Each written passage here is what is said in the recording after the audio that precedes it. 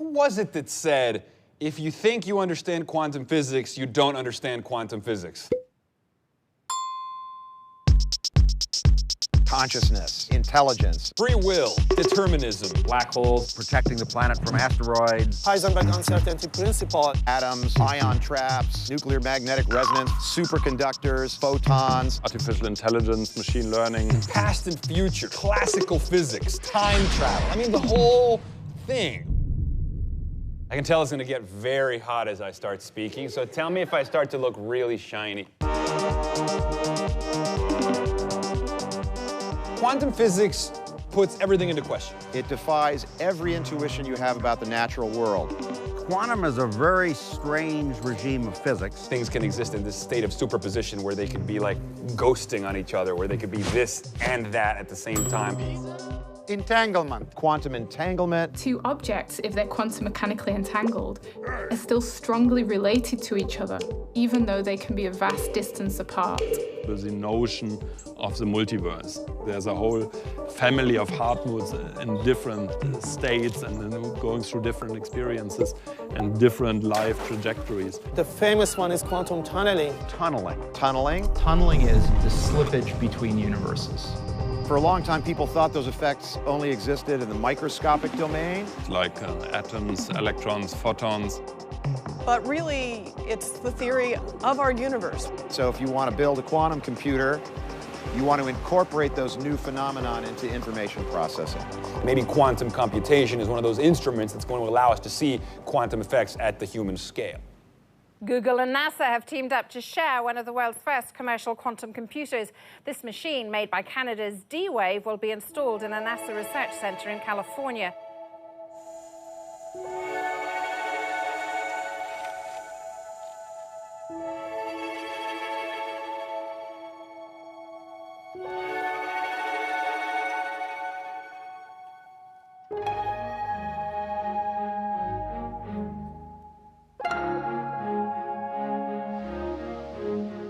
This is the inside of one of our dilution refrigerators. All of this infrastructure is to basically operate the chip at a temperature that's 2 orders of magnitude colder than interstellar space.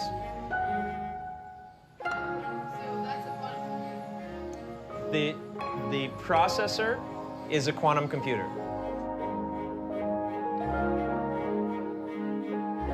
It uses things called qubits, as well as being either 1 or a 0. A qubit can also be both at the same time, therefore bringing about a quantum leap in terms of power. Harnessing principles of reality that are, up until very recently, completely not observable by us is just fascinating in ways that I can't completely articulate. The overwhelmingly obvious killer app for quantum computation is optimization. Optimization problems are extremely difficult problems. Actually, all Google server centers together will not be capable of coming up with the best solution to these optimization problems as they get larger. So now, what is an optimization problem? Here, I'll give you an example. You want to do a trip through South America and you want to visit a number of cities. And then you ask, what is the cheapest ticket I can get to visit, let's say, 20 cities? And you can, of course, different routes and different airlines. And sort of imagine I list all the different options I have for my different routes to travel to these cities. We currently, as a civilization, we generate vast amounts of data. It could be climate data, genomic data, but it's very difficult to generate useful insights oftentimes from that data. If you can solve optimization problems better, you have an important resource at your hand.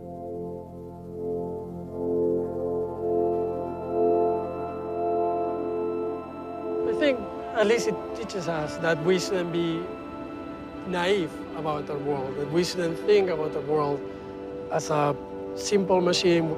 It forces us to consider, more sophisticated notions of how the reality around us is actually shaped.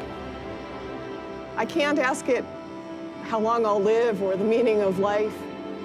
Really, we don't know what the best questions are to ask that computer. That's exactly what we're trying to understand now. To me, the most important question is, are we alone? And I have a feeling that quantum computers, as they mature, are going to help us answer that question.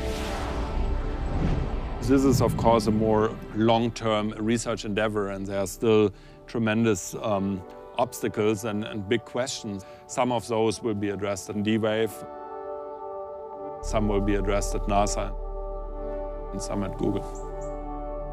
I wasn't sure I would be able to experiment with a quantum computational device in my lifetime, and now I'm confident that I will be able to. How amazing it is that we, with our monkey heritage and monkey brains and monkey fingers, have somehow lucked into a brain that allows us to ask legitimate questions about the nature of physical reality. That's so cool. It's that human risk to go forth into that unknown frontier.